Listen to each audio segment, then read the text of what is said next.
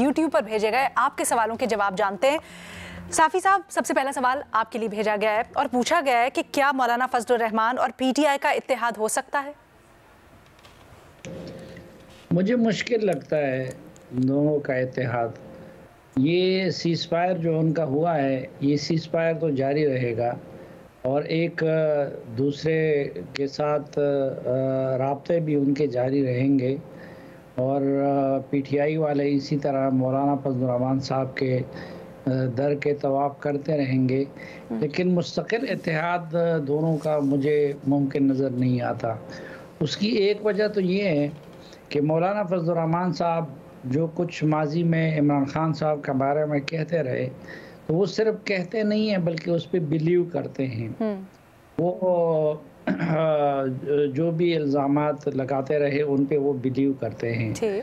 और दूसरा, दोनों के कारकुन एक दूसरे को एक्सेप्ट नहीं करेंगे। अगर मौलाना के कारकुन हैं तो उनके लिए भी पीटीआई के साथ इत्तेहाद को हज़म करना इतना आसान नहीं है और पीटीआई के वर्कर के लिए भी मौलाना फजलुर रहमान के साथ इत्तेहाद को हज़म करना आसान नहीं है। ठीक है, बहुत शुक्रिया सलीम साफ़ी साहब आपके जवाब के लिए।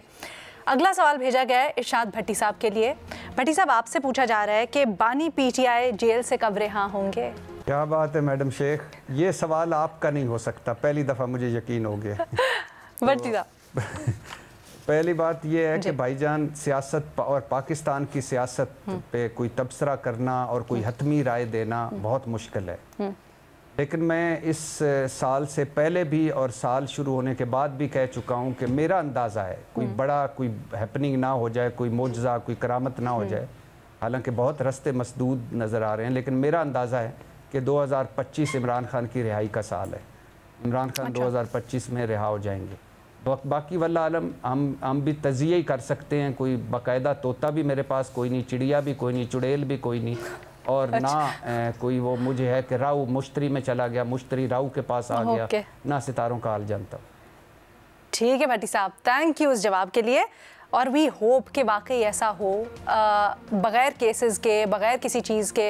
अगर खान साहब जेल में हैं और उसका कोई जवाज़ नहीं पैदा होता तो फिर उनको जेल में रहना भी नहीं चाहिए। अगला सवाल आया है उमर चीमा साहब के लिए। चीमा साहब, आपसे पूछा गया है कि तलाल चौधरी का कहना है कि पैका कानून उनके खिलाफ है, जो सहाफ़ी नहीं लेकिन सहाफ़ी बनकर रेटिंग के लिए सनसनी फैला रहे हैं।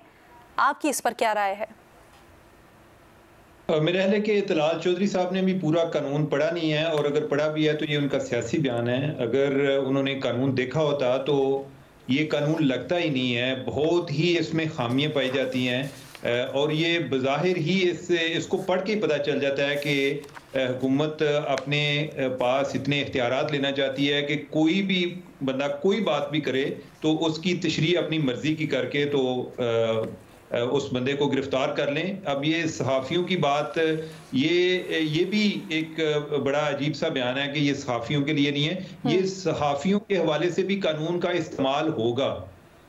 और जो बात उन्होंने की कि जो वैसे रेटिंग लेने के लिए ये सनसनी पैदा करते हैं, तो या तो फिर आप कानून जो है वो उसकी बाकायदा अच्छे तरीके से डिफाइन करते, मुशावरत के साथ बनाते, तो फिर तो लगता है कि हुकूमत की कोई नेक नीति इसमें शामिल है। अभी तक तो ये एक बड़ा बदनीति पर मबनी कानून नजर आता है। वैसे ज़्यादा खतरनाक नहीं है चीमा साहब के? सहाफ़ियों को तो फिर भी अपनी गाइडलाइंस पता होता है, एक ग्रूमिंग के थ्रू हम लोग गुजरते हैं, असूल भी होते हैं, लेकिन सिटीज़न जर्नलिज्म हो या फिर वैसे कोई सिटीज़न हो, उसके खिलाफ अगर ये इस्तेमाल हो सकता है तो ये ज़्यादा तशवीशनाक।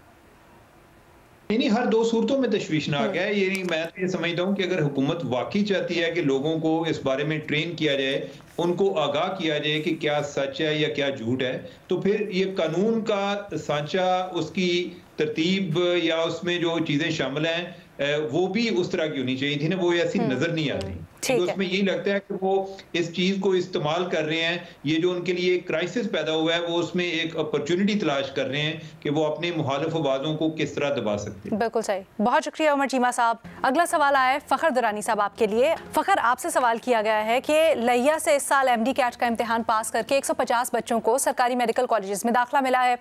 तालीम में इस कदर शानदार कारकर्दगी के बावजूद मेडिकल कॉलेज नहीं है, ना ही कोई अच्छी यूनिवर्सिटी है। सूबाई हुकूमत लैया को इग्नोर क्यों करती है? शुक्रिया अलीना, बिल्कुल दुरुस्त, क्योंकि मेरा अपना ताल्लुक भी लिया से है। तो मुझे इस हवाले से तालीम के हवाले से ज़्यादा बेहतर इल्म है कि लिया में हमेशा हर साल तालीमी मैदान में जो बच्चे हैं वो तकरीबन बोर्ड में भी जो नुमायाँ पोजीशंस लेते हैं, और हर साल ये मेडिकल कॉलेजेस के हवाले से भी जो एडमिशन्स हैं वो सबसे ज़्यादा जो ख़ास तौर के ऊपर जनूबी पंजाब के अजला में से लेते हैं। लेकिन ये बड़ा अनफॉर्चुनेट है कि जो जनूबी पंजाब के ज़्यादातर अजला हैं उनको इग्नोर किया जाता है पंजाब हुकूमत की तरफ से। ख़ास तौर पे मैं अभी मुझे ये पता चला है कि अभी तक ये 1 साल हो गया पंजाब हुकूमत बनाए हुए मरीम नवाज़ साहिबा को। 1 साल से अभी तक ना तो चीफ़ मिनिस्टर ने गो कि इन्होंने कोई जनूबी पंजाब के जो डिवीजन्स हैं उस सतह पे तो विज़िट्स वगैरह किए हैं, लेकिन जो बाकी अजला हैं उनको बिल्कुल इग्नोर किया जा रहा है। 1 साल हो गया, ना तो वज़ीर आला ने इन अजला का कोई चक्कर लगाया है या कोई विज़िट किया है। लिया में तो एक वज़ीर तक भी अभी तक वहाँ पे नहीं गया, 1 साल हो गया। तो मेरा ख्याल है 36 अजला हैं पंजाब में, ये कोई इतना ज़्यादा वो नहीं था। तो ये तमाम अजला के लिए यकसा जब तक ये पॉलिसीज़ और ये नहीं किया जाएगा, तो ये इसी वजह से ही जो मेरा ख्याल है कि ये जो जनूबी पंजाब के लोग इस हवाले से आवाज़ उठाते हैं, तो ये पंजाब हुकूमत को इस हवाले से भी जो छोटे अजला हैं उसके लिए तवज्जो देनी चाहिए। और जो इस तरह के जो जितने भी मैं समझता हूँ कि ख़ास तौर के ऊपर एजुकेशन के हवाले से जो भी अजला मेरा ख्याल है कि जो टॉप करें तो उसके लिए उनके लिए कोई इंसेंटिव इस तरह का, कोई बेहतर अच्छी यूनिवर्सिटी, कोई कॉलेजेस वगैरह, ये इस तरह का अनाउंस करना चाहिए। और हम उम्मीद करते हैं कि आज ये बात उठी है, हमारे प्लेटफॉर्म से आवाज़ उठाई गई है, तो इसका हुक्काम नोटिस भी लेंगे और काम करेंगे इसके लिए। आप लोग इसी तरह से अपने मसाइल हों, सवालात हों, कुछ भी भेजते रहें। यूट्यूब पर हमारी एपिसोड के नीचे कॉमेंट करें, हम प्रोग्राम का हिस्सा बनाएंगे।